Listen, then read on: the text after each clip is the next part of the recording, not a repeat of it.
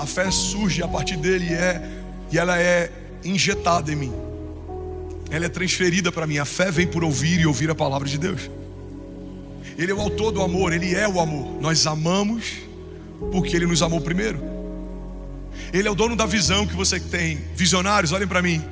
Por mais que você possa em algum momento se achar extraordinário, porque Deus te deu uma graça de visionar, toda a visão de futuro que você carrega está ligada a algo que Deus viu primeiro e te permitiu ver depois. Alguém está comigo?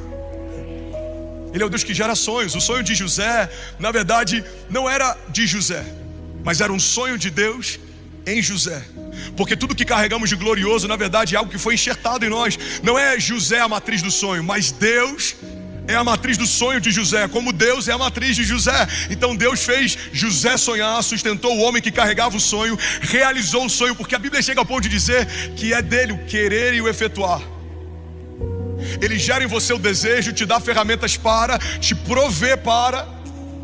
E é por isso que quando vivemos a plenitude de algo que sonhávamos, precisamos glorificar a Deus, porque tudo é por Ele e para Ele. Alguém está pegando isso aqui? Diga amém. O André Fernandes não acordou um dia e falou: cara, eu sou muito bondoso, deixa eu pensar em um bairro pobre que a gente possa ter um trabalho árduo. Já sei, Paraisópolis. Eu vou colocar o meu coração e o meu esforço, e o nosso recurso, o meu empenho, porque eu sou muito bondoso. Não. Deus sonhou algo, nos permitiu ver o que Ele sonhava. Deus viu algo, nos permitiu ver o que Ele via. Porque todo ato de bondade e misericórdia que nós cometemos é uma expressão do coração de Deus que carregamos. Eu não lembro quem é o autor dessa frase, mas ele diz que tudo que você vê de mal em mim sou eu, e tudo que você vê de bom é Cristo. O fruto do Espírito é bondade, benignidade, domínio próprio, mansidão. E as obras da carne são lascívia, inveja, orgias. Quando olhamos as obras da carne, elas são a expressão de quem nós somos sem Cristo. Mas quando olhamos o fruto do Espírito, nós percebemos que essa é a expressão do coração do Pai. Alguém está comigo? Diga amém. E é por isso que o temor é uma expressão de algo que nasceu em Deus e vem sobre nós. Ele é a fonte de todo o temor. Alguém pode dizer glória a Deus por isso? Então, tendo dito isso, vamos começar. Alguém com fome pela palavra aqui nessa noite? Vamos, alguém queimando aqui nessa noite? Algum avivalista, algum intercessor, algum voluntário apaixonado, alguém que vai queimar até o final? Aleluia! Deixa eu te levar para um lugar. João 16, 7. Jesus, ele dá uma palavra e ele fala a respeito de tantas coisas. Jesus, ele caminhou por 3 anos e meio no seu ministério. Ele escolheu discípulos, ele vocacionou apóstolos. E aí depois que ele volta dos mortos, ele fala a respeito da grande comissão. Vocês anunciarão o ano aceitável do Senhor. Vocês orarão por enfermos e eles serão curados. Vocês orarão por cativos e eles serão libertos. E vocês os batizarão em nome do Pai, no meu nome e em nome do Espírito Santo de Deus. Jesus, ele fala a respeito, por exemplo, do derramado do Espírito. Já havia sido dito por Joel: derramarei o meu Espírito sobre toda a carne. Os vossos velhos terão sonhos, os vossos jovens terão visões, os vossos filhos e as vossas filhas profetizarão. Jesus relembra o que o Pai já havia dito. Ele diz: olha, vocês irão por todos os lados até os confins da terra. Mas antes de irem, aguardem até que venha sobre vós o revestimento de poder. Alguém está comigo aqui? Guarda isso aqui, irmão.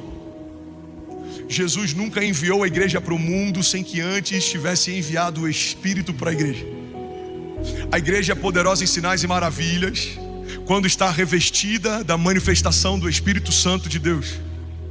A igreja por si só, se está esvaziada de poder, é só um sistema como qualquer outro, sistema político, como o sistema do mundo, como qualquer outro sistema. Mas quando a igreja, ela está encharcada da manifestação do poder de Deus, a igreja é imparável, ela é imbatível, ela é indestrutível, ela é invencível. Alguém comigo aqui, diga amém. Então é nesse lugar que a gente está. Jesus está estabelecendo alguns fundamentos. Ele está falando a respeito do futuro da igreja. E ele diz: olha, eu afirmo que é para o bem de vocês que eu vou. Porque se eu não for, o conselheiro não virá sobre vós. Mas se eu for, eu o enviarei. Versículo 11. E quando ele vier, convencerá o mundo do pecado, da justiça e do juízo. Duas pessoas ligadas. Aleluia. O que é o convencimento do homem a respeito do pecado, da justiça e do juízo?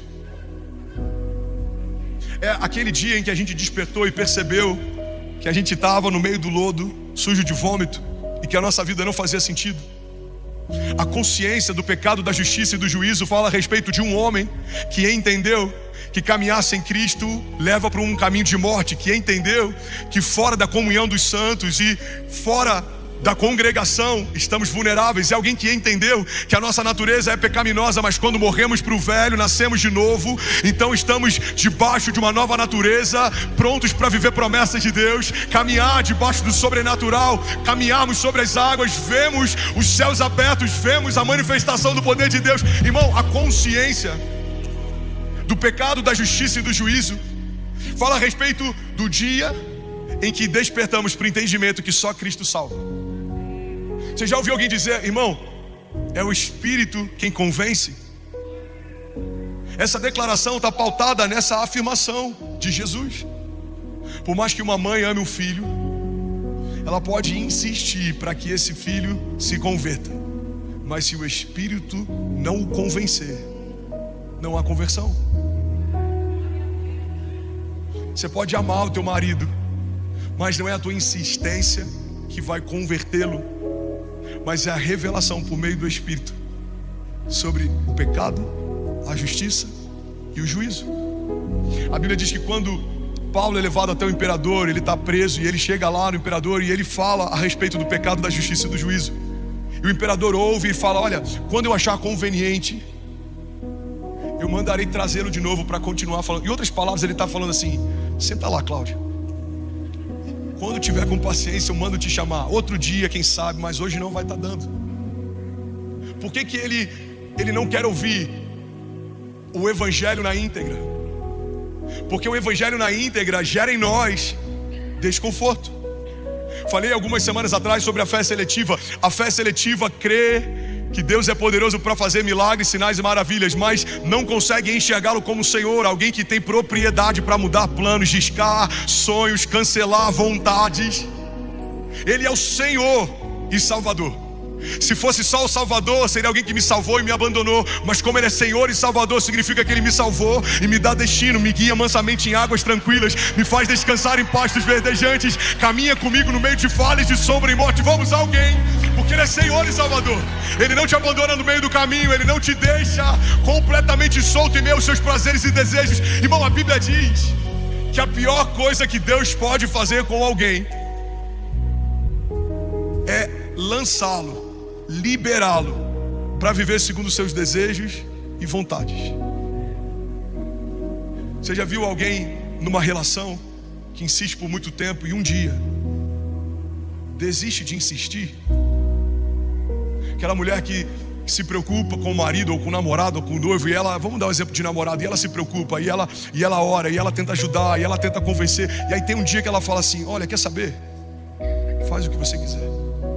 Alguém já viu algo assim? Esse faz o que você quiser significa eu não tenho mais ingerência sobre as suas decisões. Faz o que você achar que é melhor para você. A Bíblia diz que essa é a maior punição que Deus pode estabelecer sobre alguém, quando Ele nos entrega aos nossos prazeres e desejos. E é por isso que não dá para Ele se revelar como Salvador e não se manifestar como Senhor, porque é o senhorio de Deus que me mantém seguro na jornada de fé. Guarda isso aqui. O senhorio do Senhor me mantém guardado na minha jornada de fé. Porque se não fosse o Senhor a me guiar, eu entraria de novo em caminhos errados, me sentaria de novo em mesas erradas, tomaria de novo decisões erradas. Ele está o tempo inteiro nos guiando e nos trazendo de volta para o centro da sua vontade. O Senhor não te encontrou e não foi um encontro casual. O Senhor te encontrou caído, ferido, roubado, quase morto. Quando a gente ouve a respeito da parábola do bom samaritano, a parábola do bom samaritano muitas vezes ela é esvaziada como se fosse só algo que fala a respeito de justiça social, algo que fala a respeito de generosidade. Irmão, olha para mim, a parábola do bom samaritano é uma tipificação, é uma representação da redenção que se manifestou quando Cristo me encontrou no meu dia mau. Olha os detalhes da parábola. A Bíblia diz que um homem, ele foi assaltado, ferido e quase morto. Não se esqueça, o diabo veio para roubar, matar e destruir. E ele estava lançado no meio do caminho. E aí então, um levita, que na antiga aliança era uma tribo que cuidava das coisas do templo, passa por ele e não faz. Vamos, igreja, alguém aqui já ouviu ou já leu esse versículo? E não faz? Não faz nada. E aí muitas vezes a gente prega dizendo, a religião não faz nada. Mas quando a gente entende a profundidade dessa parábola, a gente entende que não é que ele não queria fazer, ele não poderia fazer. Alguém está comigo ainda? Diga amém. Em seguida vem então um sacerdote, vê o homem ferido e não faz. Vocês são incríveis. Ele não faz nada. E aí a Bíblia diz que vindo então um samaritano de viagem, ou seja, ele não era daqui, mas veio para cá, encontra um homem ferido, caído e quase morto. E aí ele faz o que? Ele derrama sobre as feridas óleo e vinho. A tipificação bíblica que a gente vai encontrar em vários outros momentos, sobre a unção que despedaça o jugo, sobre o vinho novo, sobre a nova vida, sobre a aliança de Deus. Vamos, alguém aqui nessa noite? E a Bíblia diz que depois dele derramar vinho e óleo, ele leva esse homem até uma hospedaria. E ele fala, tá aqui o pagamento, cuida dele, porque em breve eu vou voltar. Você percebe que a parábola do bom samaritano vai muito além de justiça social, de boas obras. Fala de alguém que não era daqui, veio para cá, encontrou um homem ferido, perdido e quase morto, colocou sobre ele vinho e óleo, levou para uma hospedaria que é a igreja, a agência do céu na terra, e disse, cuida dele, porque eu vou voltar. Alguém pode dizer glória a Deus por isso? Vamos celebrar, alguém pode celebrar Jesus mais forte nessa noite? Aleluia! Quantos creem que ele vai voltar? Então entenda, a revelação do pecado, da justiça e do juízo significa esse homem quase morto, quando desperta, ele entende. E se você está muito tempo na igreja, vem porque a palavra te deixa animado, vem porque gosta da vibe, da atmosfera, mas ainda não teve a revelação de que Cristo é o caminho, a verdade e a vida, que sem Ele a nossa vida é morte. Eu creio que o Senhor me trouxe hoje para pregar sobre temor, porque Ele é a fonte de todo temor, e não é o teu pastor ou o pregador da noite que vai falar a respeito. O Espírito Santo de Deus vai nos convencer do pecado, da justiça e do juízo. Alguém comigo diga amém? Agora a boa notícia é que quando eu caminho debaixo do temor do Senhor, muitas realidades são liberadas. E eu quero ministrar sobre elas nessa noite, porque talvez alguém aqui, algum de nós, ainda está ansioso com a manifestação de algumas realidades que sem o temor do Senhor não estão disponíveis. É um pré-requisito básico. Sem o temor do Senhor, uma grande parte das coisas que o Senhor nos promete na sua palavra não estão disponíveis, mas a partir do temor do Senhor, todas elas podem ser acessadas. Alguém comigo diga amém? Diga comigo, o temor do Senhor me dá acesso a bondade de Deus. Salmos 31:19 diz, como é grande a tua bondade, que reservaste aos que te temem, da qual usa perante os filhos dos homens, para aqueles que em ti se refugiam. Vamos, alguém pode dizer glória a Deus? Salmos está dizendo que a bondade de Deus, ela é reservada para aqueles que o temem. A bondade de Deus, irmão, está disponível para todos nós, mas ela se manifesta de forma reservada para aqueles que temem. A palavra de Deus diz que o temor do Senhor nos dá acesso à proteção. Diga comigo, proteção. Provérbios 14:26 diz, no temor do Senhor tem um homem forte amparo, e isso é refúgio para os seus filhos. O temor do Senhor é fonte de vida para nos livrar dos laços de morte. Aleluia. Vamos, alguém? Aleluia, aleluia. O temor do Senhor me livra de laços de morte. O temor do Senhor é quem me faz caminhar protegido em meio a vales de sombras e morte. Levante as suas mãos, deixa eu profetizar sobre alguém. A palavra de Deus nos garante que mesmo que 1000 caiam ao nosso lado, 10.000 à nossa direita, não seremos atingidos. Inimigos que vêm contra nós por um caminho, por 7 caminhos eles fugirão, porque o temor do Senhor nos mantém protegido. Ele é a fonte de vida, Ele é o nosso amparo, Ele é refúgio para os nossos filhos, e é Ele que nos livra de todo laço de morte. Eu declaro em nome de Jesus, toda palavra maldita, todo dardo inflamado, toda obra de feitiçaria, tudo que foi proclamado contra você, todo decreto de morte, tudo que falaram talvez desde a tua infância, não vai conseguir, não vai dar em nada, não vai prosperar. Nós cancelamos como igreja nessa noite e declaramos no lugar desses decretos que haja uma palavra de vida, haja luz, haja provisão, haja prosperidade, haja romper, haja milagres, haja promessas, que haja manifestação do Espírito de Deus. Receba vida do alto da tua cabeça, a planta dos teus pés, seja agora visitado, seja agora visitado. Nós declaramos, Pai, vida sobre cada um de nós. Você que recebe, levante as suas mãos e declare, diga: Pai, eu declaro para o céu ouvir, para a terra ouvir e para todo o inferno ouvir, que eu e a minha casa serviremos ao Senhor. Diga: correremos e não nos cansaremos, porque a nossa fé está firmada no Deus da nossa salvação. E ainda esse mês veremos a poderosa mão de Deus abrindo espaço, fazendo milagres, cumprindo promessas, porque esse é o Deus que eu sirvo. Diga: o Deus do sobrenatural vai se revelar em meio a impossibilidades. Diga: não há nada que Deus não possa fazer. Alguém que crê nisso, irmão, pode dar um brado de liberdade no seu lugar. Aleluia, aleluia, aleluia. O temor do Senhor gera livramentos. Salmos 34:7 diz: o anjo do Senhor se acampa ao redor daqueles que o temem e Ele os livra.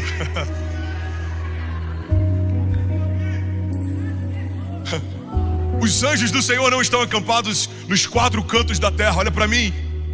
Os anjos do Senhor estão acampados ao redor daqueles que o temem. Se a sua casa está construindo a partir do temor do Senhor, tenha certeza, existem anjos acampados ao redor dela. Eu não estou sendo positivista, eu estou sendo bíblico. Ou cremos no que a Bíblia diz, ou rasgamos ela e paramos de acessá-la. A Bíblia diz que a partir do temor do Senhor há uma promessa. E que promessa é essa, pastor? Que os anjos do Senhor estão acampados ao redor daqueles que o temem e Ele os livra. Aleluia! Alguém pode dizer glória a Deus? Aleluia! Aleluia! Tem um texto que eu amo na Bíblia. A Bíblia fala que, eu vou passear bem rápido para esse texto e voltar para a pregação de hoje, mas a Bíblia diz que todas as vezes que o rei planejava algo contra o povo de Deus, Deus dava a partir de um profeta o livramento. Então ele falava: eu vou trazer para o nosso contexto de hoje, ok? Rei, o nosso inimigo está vindo pelas Nações Unidas e o Senhor me mostrou que eles vão vir amanhã à tarde. Aí quando eles chegavam amanhã à tarde, não encontravam ninguém. E aí no dia seguinte: rei, o Senhor me mostrou que eles estão vindo pela Benedito Fernandes amanhã à noite. E os inimigos de Deus vinham no dia seguinte à noite e ninguém encontrava. Até que chegou um ponto que o rei chama a mesa de conselho e ele fala: tem alguém nos vendendo. Tem alguém infiltrado. Por quê, meu rei? Porque tudo que traçamos contra o povo de Deus, eles têm livramento. Alguém está dizendo os nossos planos. E aí ele pede a cabeça então do profeta, porque um homem diz na mesa de conselho: rei, não há ninguém te vendendo, não há nenhum infiltrado, mas há do lado deles um homem de Deus. E todas as vezes que o Senhor traça um plano, Deus fala com o homem de Deus, e eles então estão vivendo livramentos, porque o homem de Deus ouve o céu. E aí você vai me perguntar: e aí o que aconteceu, pastor? O rei então, envolvido de temor, buscou o homem de Deus? Não. Pediu a cabeça do homem de Deus. Porque é assim que todo coração cauterizado faz. Quando Davi peca, se arrepende diante do Senhor e clama por perdão. Quando Saul ouve a partir do sacerdote, do profeta, que Deus o rejeitou, não se arrepende, não se humilha, não se prostra, não chora. Ele fala: deixa eu só te pedir uma coisa, não deixe o povo saber que a glória de Deus não está mais sobre a minha vida.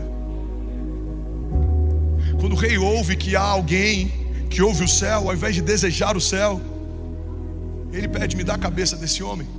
E aí os exércitos vão na direção dele. Você está comigo ainda? E quando chegam lá, a Bíblia diz que o moço do profeta abre a porta de manhã e ele se depara com os exércitos inimigos. E ele volta desesperado e ele fala: meu Senhor, estamos cercados, os exércitos do rei estão ao nosso redor. E aí o profeta faz duas orações. Alguém quer saber quais? Diga eu. O profeta faz duas orações. A primeira oração não é para que Deus envie anjos, é para que o moço veja os anjos que já estavam lá. Pega isso aqui, irmão. Ele ora assim: Senhor, abre os olhos do moço para que ele veja. E a Bíblia diz que quando os olhos espirituais do moço são abertos, ele então vê que maior, alguém vai vibrar no espírito com essa palavra.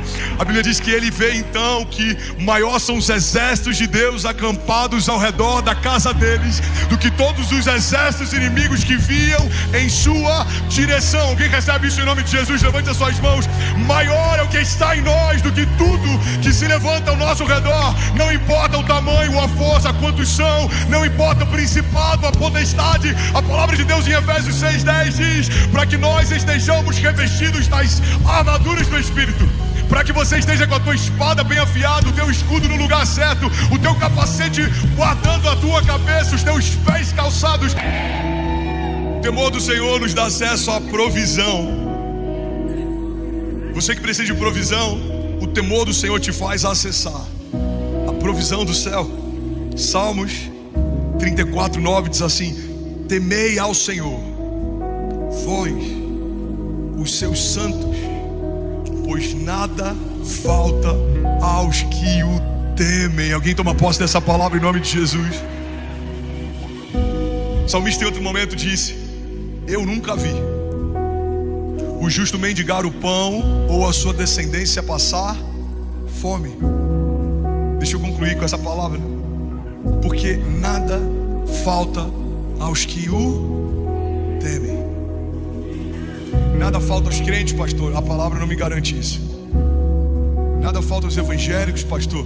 Quando a palavra foi escrita, não havia essa definição. Nada falta aos membros dessa igreja, pastor. Eu jamais profanaria a Bíblia para tentar extrair isso dela. Não dá para forçar esse texto. Mas a palavra me garante que nada falta àqueles que temem ao Senhor. Alguém pode celebrar Jesus mais forte nessa noite? Levanta a sua mão e celebra Ele, exalte a Ele. Aleluia. Levante a sua mão e declare: diga: nada vai faltar sobre a minha casa, sobre os meus, sobre a minha mesa, sobre os meus celeiros, sobre os meus negócios, sobre o meu ministério, sobre o meu casamento, sobre os meus filhos e sobre os filhos dos meus filhos. Porque eu estou construindo uma história debaixo do temor do Senhor, e nada me faltará. Você pode celebrar Jesus mais uma vez nesse lugar. Aleluia, aleluia. O temor do Senhor nos dá acesso ao sustento. A palavra de Deus diz, Salmos 111:5: Ele dá sustento aos que o temem, e lembrar-se-á sempre da sua aliança. Meu irmão, isso aqui é tão poderoso. A palavra de Deus diz que Ele dá sustento aos que o temem. E a segunda parte do texto: e lembrar-se-á da sua aliança. Olha para mim em nome de Jesus, pega isso aqui. A aliança que Deus fez com a criação, usando como garantia o sangue do seu Filho, é a única coisa que nos dá autoridade para reivindicar, crer e descansar em cada promessa bíblica.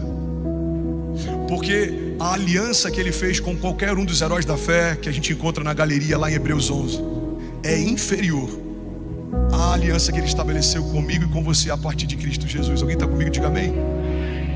Deus fez uma aliança com Noé. Aquilo que hoje muita gente chama de arco-íris, na verdade esse nome faz menção a um deus pagão, a deusa Íris. Aquele símbolo no céu é o arco da aliança. Alguém está comigo? E como aquilo se manifesta, como é introduzido na história? Depois que Deus se enoja de ver o lugar onde a criação dele estava indo, Ele então estabelece uma família para que a partir dela o mundo fosse reconstruído. E Ele dá uma ordem para que Noé então construísse uma arca.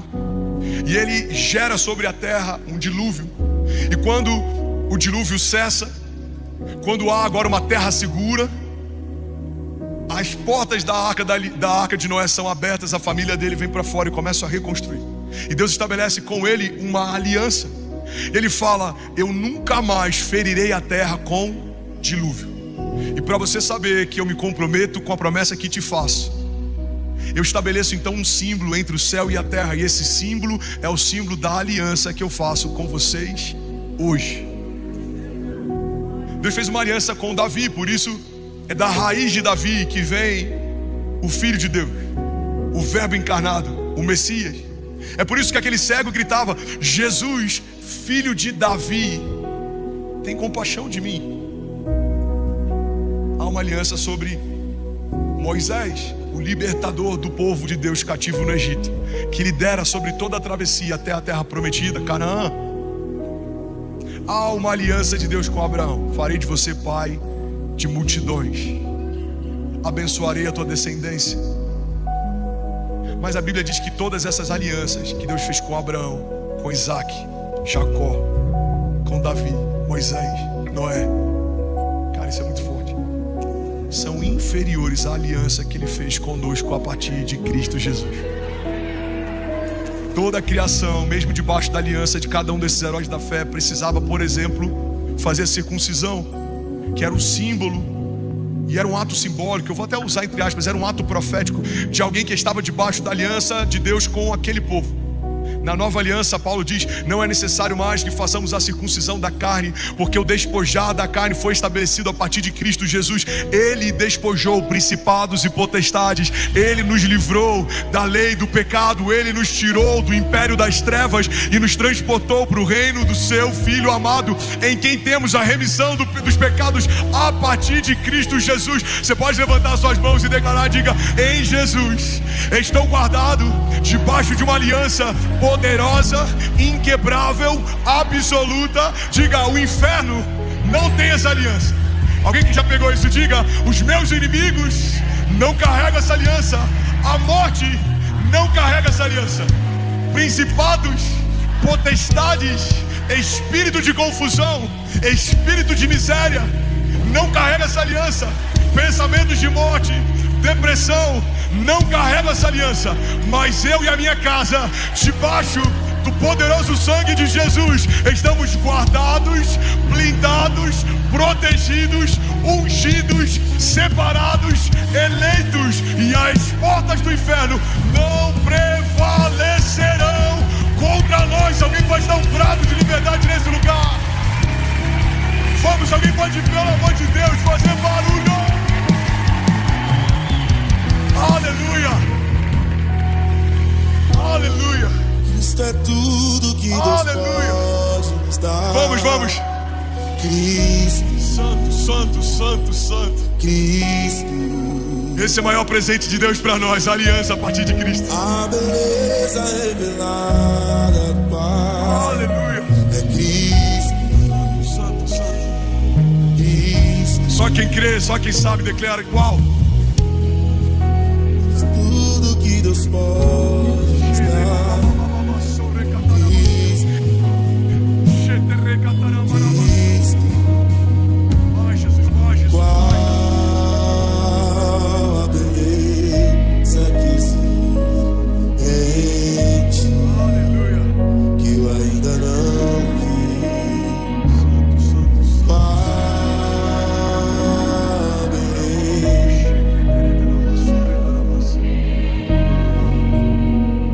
Eu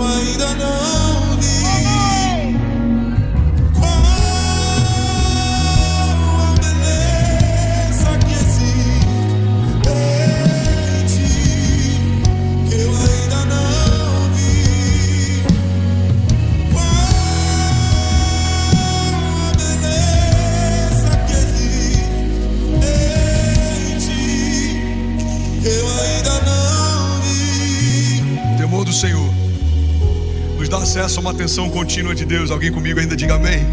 Salmos 33:18 diz assim: eis que os olhos do Senhor estão sobre os que o temem e sobre aqueles que esperam na sua misericórdia. O temor do Senhor nos dá acesso à resposta do nosso clamor. Salmos 145:9. Ele acode à vontade dos que o temem e atende-lhes o seu clamor e os salva. Essa é uma chave espiritual tão simples. Pastor, o que eu preciso para que o meu clamor seja atendido? Em primeiro lugar, o que era um coração quebrantado. A Bíblia diz que um coração quebrantado o Senhor não rejeita. Em segundo lugar, o temor do Senhor, porque o temor do Senhor é a única garantia que o meu clamor está alinhado com a agenda do céu. Pega isso aqui. A Bíblia diz, João 15: se vocês permanecerem em mim e as minhas palavras permanecerem em vocês, me pedirão o que quiserem e lhes será concedido. Porque alguém que está no Senhor e a palavra do Senhor que está nesse alguém, não tem como esse alguém pedir algo desalinhado com o coração de Deus e com a agenda do céu. Faz sentido? Eu lembro que quando eu novo na fé li esse texto, eu falei, cara, isso aqui é loucura. Eu posso pedir o que eu quiser e será atendido? Aí uma das pessoas que me discipulava falou, não, André, você pode pedir o que você quiser e ele será atendido, desde que você permaneça em Deus e as palavras de Deus permaneçam em você. Se fosse um contrato, essa seria uma cláusula garantidora. Deus está dizendo, eu vou te dar acesso total, mas eu preciso me garantir em algo. Eu vou permanecer em você e as minhas palavras vão permanecer em você. Porque se você estiver nesse lugar, aí você pode me pedir o que quiser e lhe será atendido. Porque um homem debaixo do temor do Senhor jamais pediria ao Senhor algo que o roubaria do Senhor. Irmão, guarda isso aqui em nome de Jesus. Deus é maior interessado em fazer com que a gente não se perca. É por isso que muitas orações nossas não são atendidas. Lembra daquele jovem rico? Jesus pede para ele o que não pediu para vários outros. Irmão, igreja, olha para mim. Se a gente pega um texto isolado, a gente cria pretexto para tantas coisas. Tem gente que quer criar uma teologia pautada em miséria, porque para aquele jovem Deus pediu que abrisse mão das riquezas. Mas o mesmo Cristo, quando olha para Zaqueu em cima da árvore, fala, olha, eu quero jantar na sua casa hoje. Ele não pede o que pediu para aquele jovem, para outros homens. O que eu creio é que Cristo, sabendo o que para aquele jovem seria uma pedra de tropeço no futuro, Ele pede para que aquele jovem abra mão disso agora, para que aquele jovem não abra mão de Cristo lá na frente. Alguém está pegando isso aqui? Pastor, Jesus tem problema com riquezas? Não, Ele é o dono do ouro e da prata. Ele é o Jeová Jireh, o Deus da provisão. Mas aquele jovem tinha.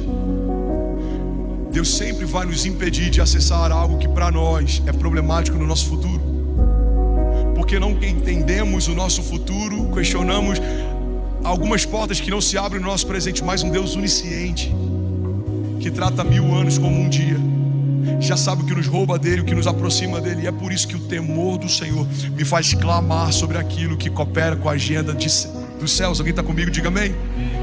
Olha o que a palavra de Deus diz. Aleluia. Ele acode à vontade dos que o temem e atende-lhes o clamor e os salva. Provérbios 15:16. O temor do Senhor nos dá acesso à paz.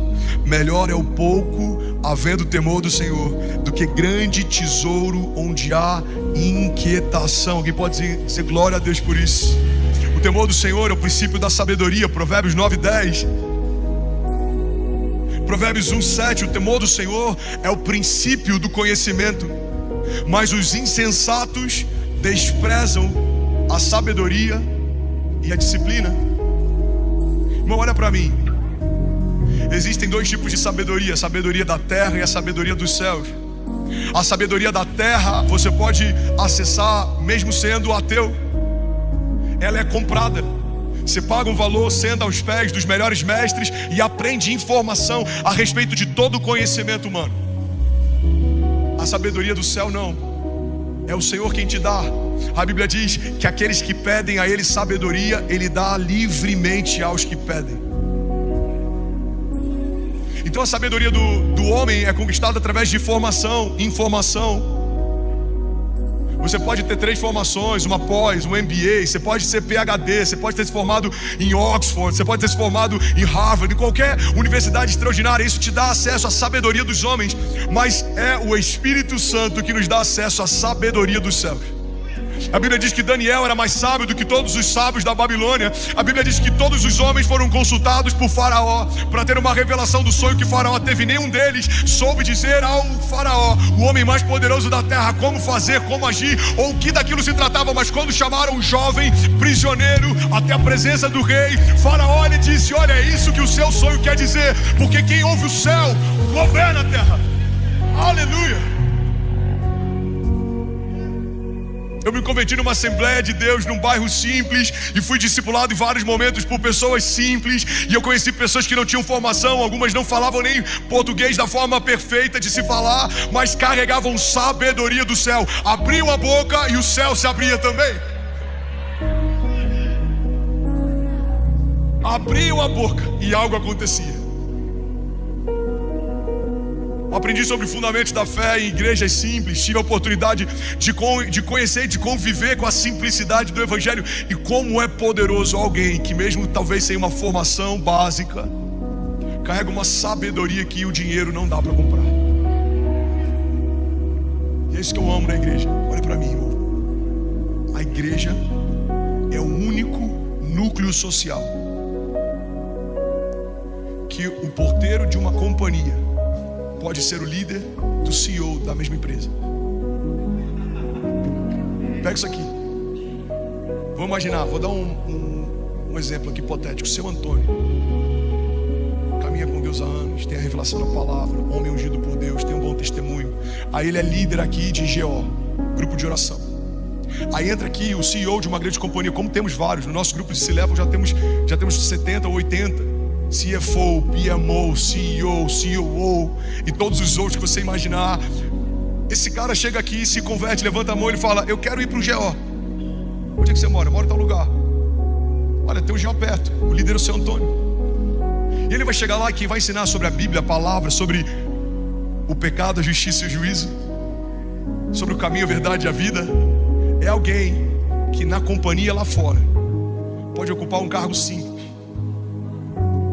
mas na companhia profética, nessa família espiritual, é alguém que tem um posto alto. Qual é o posto dele? Discipular, anunciar o ano aceitável, proclamar a justiça de Deus e o reino que está próximo.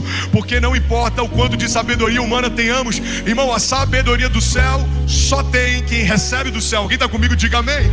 Aleluia. Pastor, você está dizendo então que a sabedoria humana não tem valor? Não, não é isso. Precisamos ocupar os cargos mais altos, precisamos reivindicar as reitorias das universidades federais, precisamos proclamar o reino através do nosso testemunho, fazendo algo extraordinário. Precisamos de empreendedores sociais, de empreendedores seriais, de homens que estão fazendo algo que vai mudar o mercado, de homens que vão desenvolver novas teses, novas tecnologias. Mas o testemunho deles só é carregado de glória se além de um diploma na parede houver a sabedoria do céu. E da onde vem? Ela vem do temor. Guarda isso aqui, irmão. Se o Senhor não colocasse como pré-requisito o temor para liberar sabedoria, a sabedoria do céu sobre nós geraria em nós orgulho, vanglória, arrogância, prepotência. Me convidaram já para alguns debates teológicos e eu sempre recuso, falando: primeiro, eu não tenho profundidade teológica para debater com esses caras. Eles são muito melhores, muito mais sábios, muito mais inteligentes, estão há muito mais tempo, está tudo certo. Segundo, a maior parte dos debates teológicos que eu vejo não edificam. São dois homens, cada um deles tentando provar que aquilo que eles creem está certo e aquilo que o outro crê está errado. Quando os maiores teólogos que a terra já viu divergem entre si, quem sou eu para querer crer que aquilo que eu acho está correto? Pastor, Pastor, você tem uma certeza se Jesus vem antes ou depois da tribulação? Eu não tenho. Eu só sei de uma coisa: Ele vai voltar. Faz sentido? Você é pré, você é pós. Meu irmão, eu creio na volta de Cristo. Eu creio na salvação da igreja, dos santos, dos justos. Eu creio no reino inabalável de Deus. Eu creio que quando chegar lá, Jesus estará à destra do Pai, porque isso é o que a palavra nos diz. Ele está à direita do Pai e intercede por nós. E naquele dia haverá um juízo, e esse juízo não é para julgar quem já está salvo. Juízo para os salvos não é para atribuir salvação. Juízo para os salvos é para definir galardão. Estamos salvos em Cristo Jesus. Reinaremos com Ele na glória de eternidade em eternidade. Alguém pode dizer glória a Deus? Vamos, Senhor, alguém pode dar um brado de liberdade nesse lugar? Aleluia, aleluia, aleluia. E pode dizer: ainda bem que eu vi Jesus. Aleluia, aleluia. Salmo 128:1. Como é feliz quem teme ao Senhor e quem anda nos seus caminhos. Deixa eu profetizar a palavra sobre você. Levanta suas mãos e recebe. Você comerá do fruto do seu trabalho, será feliz e próspero. A sua mulher será como uma videira frutífera sentada na sua mesa. Os seus filhos serão como brotos de oliveira assentados ao redor dela. Assim será abençoado o homem que teme ao Senhor. Que o Senhor o abençoe desde Sião, para que você veja a prosperidade de Jerusalém todos os dias da sua vida, e veja os filhos dos seus filhos. Alguém que toma posse dessa palavra, diga amém. Aleluia. Vou finalizar aqui. Alguém está recebendo algo de Deus nessa noite? Alguém acredita que valeu a pena no meio da tua semana vir para cá, ouvir uma palavra de vida? Aleluia. O temor do Senhor, diga comigo: o temor do Senhor gera obediência. Eu lembro que já teve alguns momentos que eu me movia em fé a partir de alguma decisão que era inusitada, ou que era ousada, ou que naturalmente era sem sentido. E eu cansei de ouvir de pessoas próximas, amigos ou ovelhas, que eu era muito corajoso para fazer aquilo. Cansei de ouvir. Quando a gente fez um lago de batismo, primeiro lago batismal daquele formato, 10 dias da primeira pá de retroescavadeira ferindo a terra até a primeira pessoa mergulhada nas águas. 10 dias. Alguns amigos falavam: meu irmão, você é muito corajoso, porque a gente não tinha como mudar a data. A data do primeiro batismo já estava marcada. Então, em quantos dias a gente precisa que o lago esteja pronto? 10. Em quantos dias ele vai estar pronto? 10. A palavra de Deus diz em Jó: determinando tu um negócio, sedes firme, e a luz de Deus brilhará sobre os teus caminhos. Agora, isso é coragem? Não. Isso é temor. Pega isso aqui. O temor gera obediência. Porque obedecer, você não precisa de coragem para fazer. Você precisa de temor. Coragem você precisa para, mesmo tendo ouvido algo de Deus, não obedecer o que ouviu. Você tem que ser muito corajoso, irmão. Para Deus falar: vai para a direita, e mesmo Deus, Criador dos céus e da terra, falando: vai, você pegar a tua família e ir para a esquerda. Você tem que ter muita coragem. Você tem que ser muito imprudente. Para Deus falar: vai para Nínive e anuncia juízo, para que seja gerado temor. O profeta fala: eu não vou.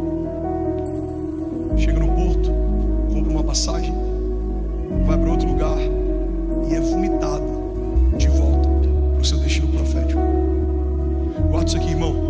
O vômito de Jonas não é punição de Deus, é zelo. Deus deu mais uma chance para ele estar onde deveria estar, porque a punição viria em seguida se Jonas não fizesse o que Deus estava mandando fazer. Se Deus quisesse punir Jonas, o peixe grande não o teria vomitado, o teria digerido. Pega isso aqui. Deus puniu Jonas, pastor. Como foi? Um peixe grande o engoliu e nunca mais ninguém viu Jonas. Isso é punição.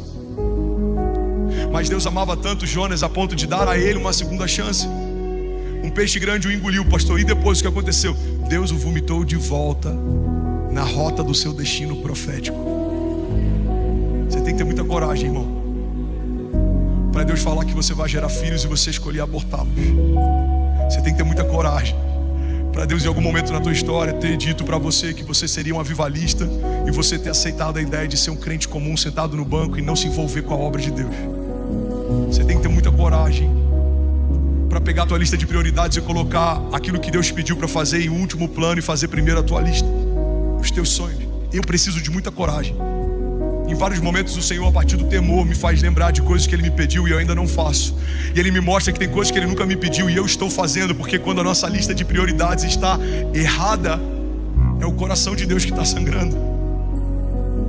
Quando a nossa lista de prioridades está invertida, a gente passa a amar todas as coisas desproporcionalmente. Eu não lembro o autor dessa frase, mas ele diz que quando amamos a Cristo devidamente, amamos todas as outras coisas proporcionalmente. Diga comigo: temor gera obediência. Lucas 6,46. Por que vocês me chamam Senhor, Senhor, e não fazem o que eu digo? Aqui ele está reivindicando o senhorio. Vamos voltar para um ponto que a gente já passou. Eu te dou minha palavra que eu termino em 5 minutos, mas eu preciso concluir isso aqui. Alguém está recebendo algo de Deus? Ele está reivindicando o senhorio. Ele não reclama: por que vocês me chamam de Salvador e não fazem o que eu digo?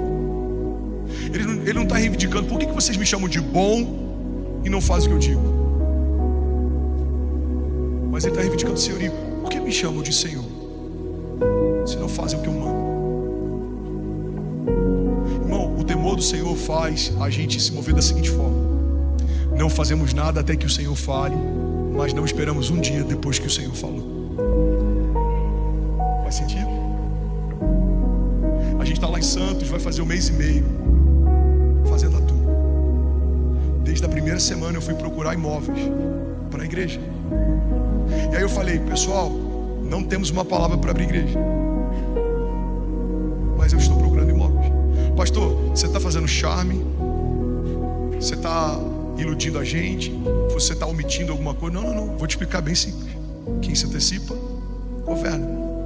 Então primeiro eu estou conhecendo a terra e entendendo: se o Senhor nos der sim, tenho paz nesse lugar.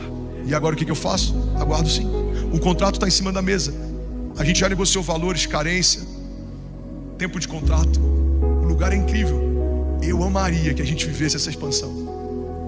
Mas o temor do Senhor me faz esperar o sim dele para não me mover por uma vontade que é minha. Porque se o sim vem de Deus, Ele sustenta a obra e paga a conta. Mas se o sim é meu, eu preciso na força do meu braço manter de pé o que eu comecei. Alguém está pegando isso aqui? Então eu falei com eles ontem. Todo domingo eu prego aqui 2 vezes, toda segunda em Alphaville, toda terça a gente vai para Santos. Ontem eu levei o meu filho Benício, de 5 anos. Chegamos em casa quase 2 da manhã. Hoje eu já estava com o nosso time lá em Paraisópolis, conhecendo a comunidade, achando lugares para alugar, fazer a base, indo no campinho de futebol, sonhando cruzada. Vim para cá, tomei um banho na igreja, eu estou pregando. Eu não ganho R$1 por isso. Faz 8 meses que eu e minha casa decidimos ficar voluntário. A gente está vivendo a obra pelo amor à obra, não tem uma paga no final. E não que isso desabonasse ou colocasse em xeque a nossa entrega, porque digno é o obreiro do seu salário. Não é sobre isso. Mas eu quero viver uma temporada absoluta, de entrega absoluta, para ouvir o céu e fazer algo poderoso. Porque se aquilo que você faz não faria se não tivesse um pagamento, o que você faz não é missão de vida, é meio de vida. Mas se aquilo que você faz continuaria fazendo mesmo se não recebesse para fazer, é que você encontrou o único lugar na face da terra que faz você se sentir pleno. Alguém comigo aqui diga amém. Então ontem eu voltei de Santos e eu falei com eles: olha, o meu desejo é que a gente venha. Vontade, desejo. Segundo, eu acredito que a gente está mais para vir do que não vir. Mas eu preciso de um sim de Deus. E se o sim vier, avançamos em temor, porque temor gera obediência. E se o não vier, rasgamos a minuta do contrato e finalizamos em algum momento a temporada de Tu. Por quê? Levanta sua mão e recebe isso em nome de Jesus. Porque melhor é ter uma palavra de Deus do que um bom plano.